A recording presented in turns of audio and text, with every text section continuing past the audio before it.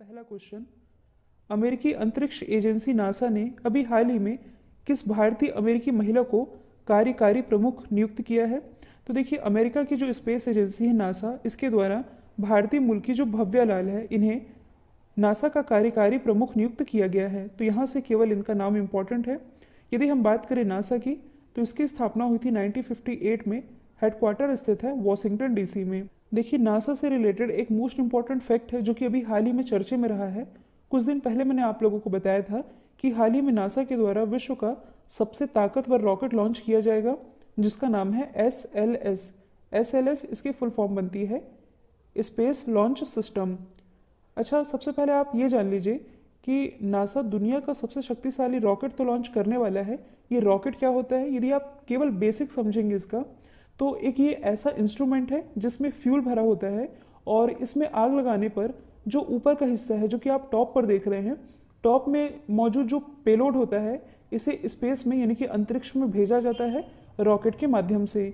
तो यही है कि दुनिया का सबसे शक्तिशाली यानी कि सबसे ताकतवर रॉकेट, जिसका नाम है स्पेस लॉन्च सिस्टम, ये लॉन्च किया जाना है नासा के द्वारा।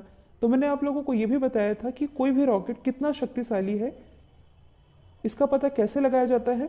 तो दो तरीके होते हैं, एक तो ये कि उस रॉकेट की स्पीड कितनी है, और दूसरा ये है कि वह जो रॉकेट है ये कितना सामान अंतरिक्ष में ले जा सकता है। तो मैं आप लोगों को बता दूं कि ये जो स्पेस लॉन्च सिस्टम है, इसकी स्पीड है 17,000 मील प्रति घंटे।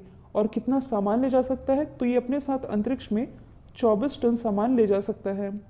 अब ये जो रॉकेट है स्पेस लॉन्च सिस्टम, ये चर्चे में इसलिए रहा है क्योंकि आप लोगों ने नासा के आर्टेमिस मिशन के बारे में सुना ही होगा। आर्टेमिस मिशन ये नासा का चंद्र मिशन है जो कि 2024 में लॉन्च किया जाएगा। और ये नासा का ऐसा चंद्र मिशन है जिसमें कि पहली बार महिला को अंतरिक्ष में भेजा जाना है। इसी के लिए स्पेस लॉन्च सिस्टम का इस्तेमाल किया जाएगा। तो ये आप याद रख सकते हैं क्योंकि ये रिलेटेड है नासा से। हाल ही में उपराष्ट्रपति एम वेंकैया नायडू जी ने राष्ट्रीय जनजाति महोत्सव, जिसका नाम है आदि महोत्सव, इसका उद्घाटन कहाँ से किया है? तो उपराष्ट्रपति के द्वारा इसका उद्घाटन अभी हाल ही में किया गया है दिल्ली से। और देखिए, ये जो समारोह है इसमें लगभग 20 राज्यों के हजारों आदिवासी कारीगर और कलाकार पार्टिसिपेट करने वाले हैं। और इस समारोह में वे जो आदिवासी होंगे और जो कारीगर होंगे, ये अपने कल्चर को शो करेंगे। इसका आयोजन किसके द्वारा किया जाता है? जो जनजाति मंत्रालय है, इसके द्वारा इस समारोह का आयोजन किया जा रहा है 2017 से। और इस बार ये जो आदि महोत्सव का आयोजन होने जा रहा है, इसकी थीम है celebration of the spirit of tribal culture, caution and commerce. अच्छा, इसका उद्घाटन किया गया है उपराष्ट्रपति एम वेंकैया नायडू जी के द्वारा।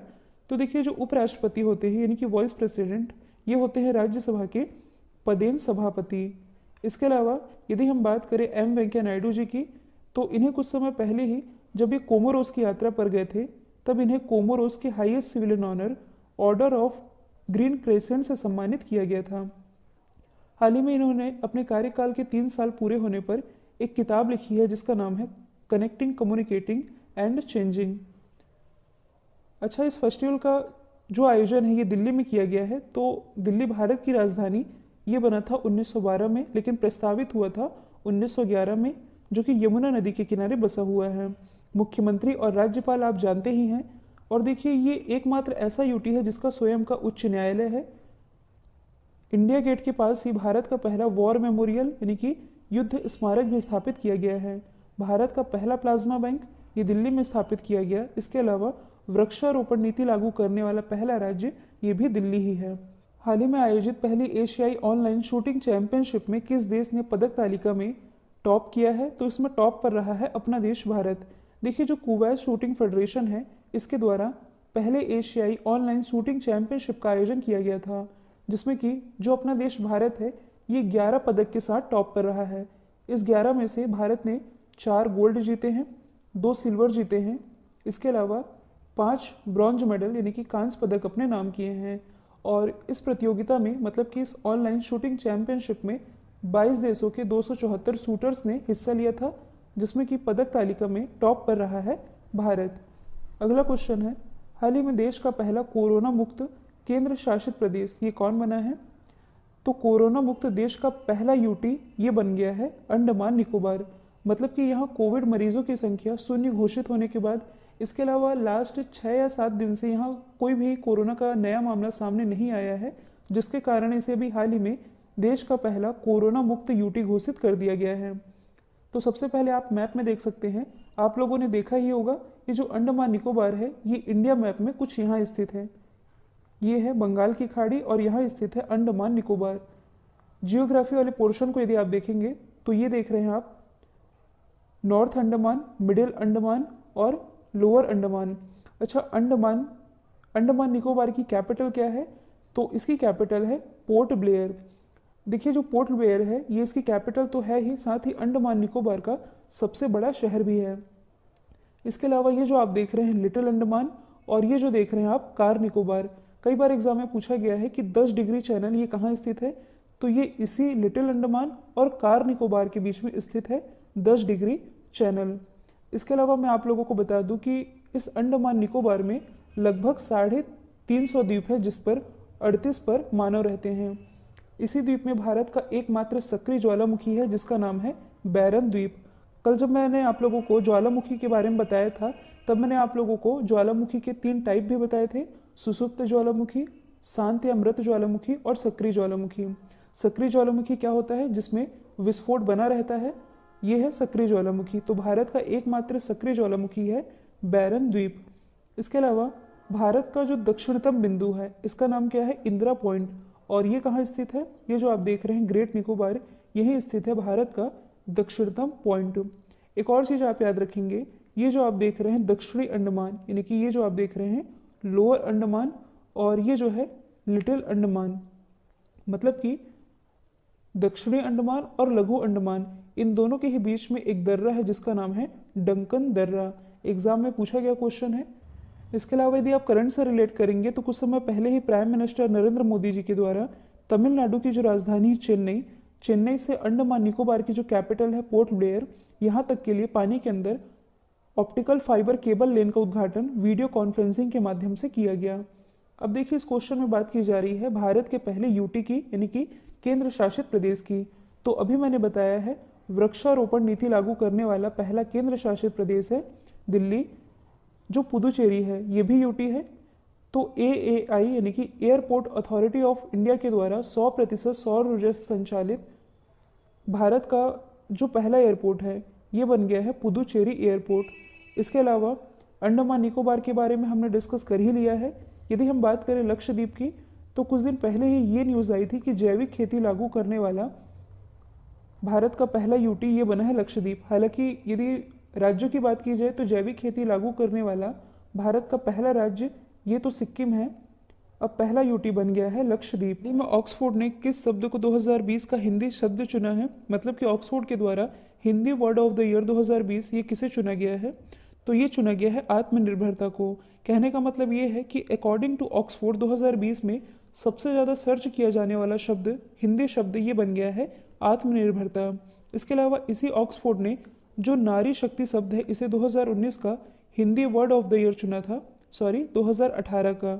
और 2019 का Hindi word of the year ये चुना गया था संविधान को, और 2020 का Hindi word of the year Oxford के द्वारा चुना गया है आत्मनिर्भरता को। तो 2018, 2019, 2020। और देखिए इसी ऑक्सफोर्ड के द्वारा लास्ट टाइम मतलब कि 2019 में वर्ड ऑफ द ईयर ये चुना गया था क्लाइमेट इमरजेंसी को। अब इसमें आप कंफ्यूज नहीं होइएगा, Hindi word of the year ये तो मैंने आप लोगों को बता दिया है आत्मनिर्भरता को चुना गया है, लेकिन ऑक्सफोर्ड के द्वारा 2019 का जो वर्ड ऑफ द ईयर, केवल वर्ड ऑफ द ईयर की मैं बात कर रही हूँ, ये चुना गया था क्लाइमेट इमरजेंसी को। अगला क्वेश्चन है, हाल ही में एनपी ट्रोंग किस देश के राष्ट्रपति के रूप में फिर से नियुक्त हुए हैं? तो हाल ही में जो एनपी ट्रोंग है ये दोबारा से वियतनाम के राष्ट्रपति बन गए हैं। तो सबसे पहले आप एशिया मैप में देख सकते हैं वियतनाम की लोकेशन, ये जो आप देख रहे हैं ये है वियतनाम।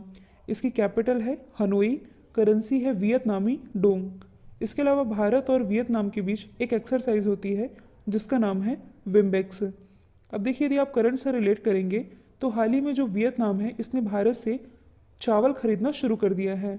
वैसे यदि देखा जाए तो ये जो देश है मतलब कि वियतनाम, ये दुनिया में चावल का तीसरा सबसे बड़ा निर्यातक देश है। इसके अलावा मतलब कि इतना बड़ा निर्यातक देश होने के बावजूद ये भारत से चावल क्यों खरीद रहा है? तो देखिए इसका एक रीज़न है, मतलब कि वियतनाम को भारत में जो चावल की कीमतें हैं ये काफ़ी अच्छी लग रही हैं, जिसके कारण वियतनाम इसे स्टोर करके रखना चाहता है। इसके लिए इसने भारत से चावल खरीदना शुरू कर दिया है। और इस वाले लोकेशन से आप एक रिवर का नाम याद रखेंगे जिसका नाम है मेकांग रिवर। इससे रिलेटेड एग्जाम में क्वेश्चन बन भी चुका है।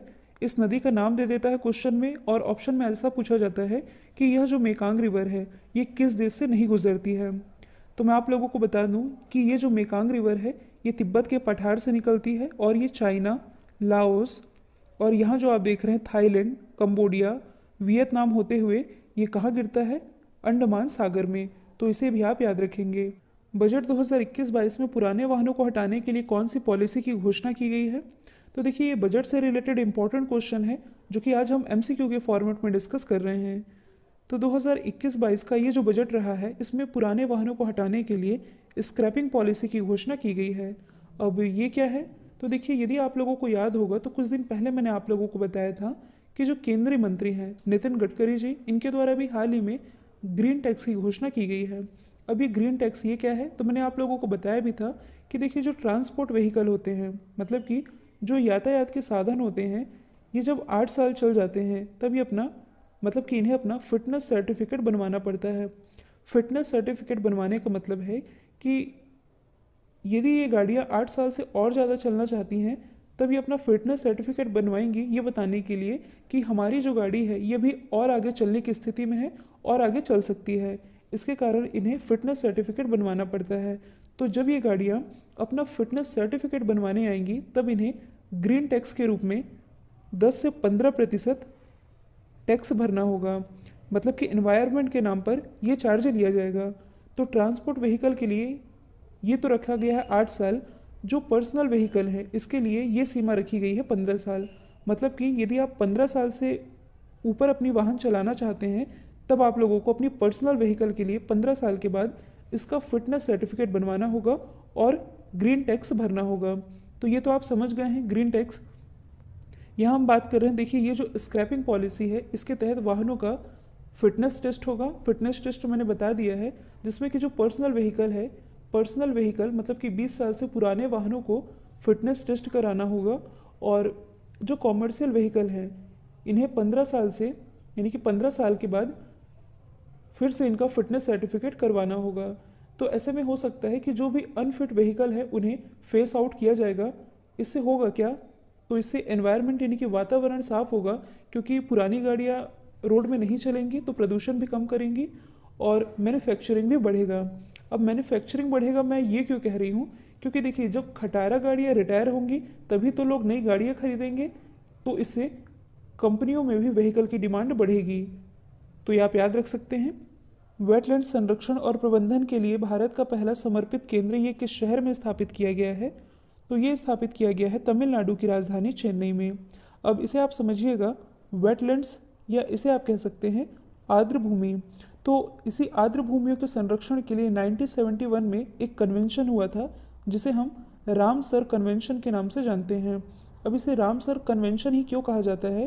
क्योंकि देखिए, ईरान का एक शहर है जिसका नाम है रामसर।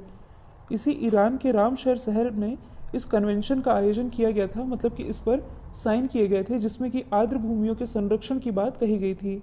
अब आर्द्र भूमियों यानी कि वेटलैंड्स का संरक्षण क्यों ज़रूरी है? क्योंकि ये जैव विविधता की दृष्टि से महत्वपूर्ण होते हैं, इसलिए इनके संरक्षण के लिए इन्हें रामसर साइट के रूप में शामिल किया जाता है। तो यदि आप भारत में देखेंगे तो भारत में वैसे 42 रामसर स्थल के रूप में शामिल किए गए आर्द्र भूमि हैं। तो हाल ही में भारत का जो 42वां आर्द्र भूमि है ये किसे चुना गया है? सोकार झील को। ये कहाँ स्थित है? तो ये स्थित है लद्दाख में। तो ये तो हम बात कर रहे हैं वेटलैंड्स की। अच्छा, यहाँ से आप एक और चीज़ रिलेट कर सकते हैं। हाल ही में वर्ल्ड वेटलैंड्स डे भी मनाया गया है, और ये कब मनाया जाता है? 2 फरवरी को। और इस बार जो वर्ल्ड वेटलैंड्स डे मनाया गया, इसकी थीम थी वेटलैंड्स एंड वाटर, यानी कि आर्द्र भूमि और जल, जबकि पिछले वर्ष की थीम थी वेटलैंड्स एंड बायोडाइवर्सिटी। अब देखिए, इस क्वेश्चन में बात की जा रही है भारत के पहले की। तो हाल ही में ओडिशा की राजधानी भुवनेश्वर में भारत का पहला फायर पार्क स्थापित किया गया है। हाल ही में केरल के कोझीकोड में भारत का पहला जेंडर पार्क स्थापित किया गया है। इसके अलावा पंजाब की जो राजधानी है चंडीगढ़, यहाँ नॉर्थ इंडिया का पहला डॉग पार्क स्थापित किया गया है, जबकि भारत का पहला डॉग पार्क ये स्थापित है तेलंगाना की राजधानी हैदराबाद में। हाल ही में किस राज्य ने हर घर पानी हर घर सफाई मिशन की शुरुआत की है? तो हाल ही में हर घर पानी और हर घर सफाई मिशन की शुरुआत की गई है पंजाब गवर्नमेंट के द्वारा। और इस मिशन के तहत 2022 तक सभी ग्रामीण घरों में 100% पाइप के थ्रू पानी पहुंचाने का लक्ष्य रखा गया है। इससे कि पंजाब के 155 गांवों के 6 लाख निवासियों को लाभ मिल सकेगा। यही है हर घर पानी हर घर सफाई मिशन, जिसकी शुरुआत की गई है पंजाब गवर्नमेंट के द्वारा। तो आप देख सकते हैं ये है पंजाब, जो कि 5 नदियों का संगम है, झेलम, चिनाब, रावी, व्यास और सतलज। मुख्यमंत्री कैप्टन अमरिंदर सिंह, राज्यपाल है बीपी सिंह बदनौर। इसके अलावा इसकी राजधानी चंडीगढ़।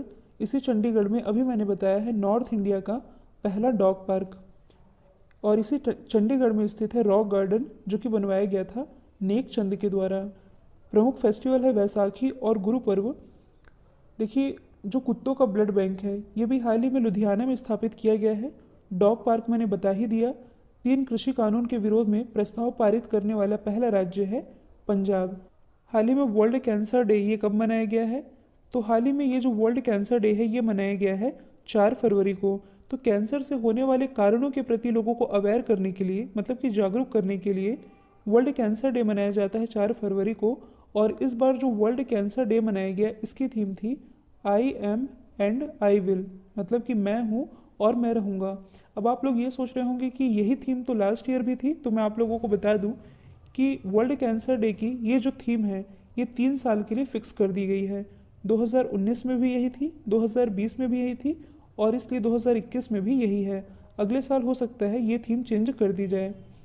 तो देखिए, वर्ल्ड कैंसर डे ये तो मनाया जाता है 4 फरवरी को, जबकि जो नेशनल कैंसर अवेयरनेस डे है, मतलब कि राष्ट्रीय कैंसर जागरूकता दिवस, ये मनाया जाता है 7 नवंबर को। तो दोनों ही आप याद रख सकते हैं। तो ये है फरवरी का दूसरा इम्पॉर्टेंट डे। पहला इम्पॉर्टेंट डे अभी मैंने बताया है वर्ल्ड वेटलैंड्स डे, जो कि 2 फरवरी को मनाया जाता है, जिसकी थीम है वेटलैंड्स एंड वाटर। कल जो मैंने आप लोगों से सवाल पूछा था इसका राइट आंसर था कोझीकोड। अब आप लोगों के लिए आज का सवाल है, भारत का पहला डिजिटल बजट किसने पेश किया है? तो इसका जो भी आंसर है कमेंट बॉक्स में बताइएगा। वीडियो यदि पसंद आया है तो लाइक, शेयर और सब्सक्राइब करना बिल्कुल मत भूलिएगा। तो आज के लिए इतना ही। Thank you so much.